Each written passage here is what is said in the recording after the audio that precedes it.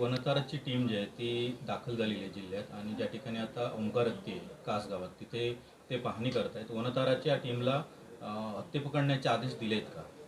एक गोष्ट मला आपल्याला अशी अशी सांगायची आहे की या संदर्भात सुप्रीम कोर्टामध्ये सुद्धा केस झालेली होती आणि वनतारा सर्व ज्या काय वन खात्याचे नॉर्म्स आहेत त्या पाळून त्या प्राण्यांची योग्य ती काळजी घेते.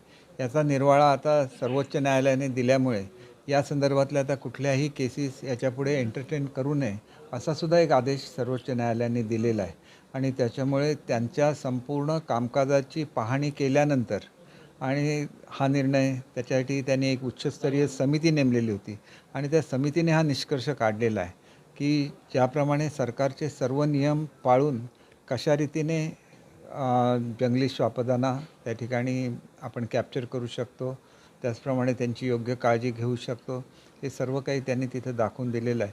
त्याच्यामुळे हे जे हत्ती आहेत यांचंसुद्धा चांगल्या तऱ्हेने त्या ठिकाणी संगोपन केलं जाईल याची मला खात्री आहे.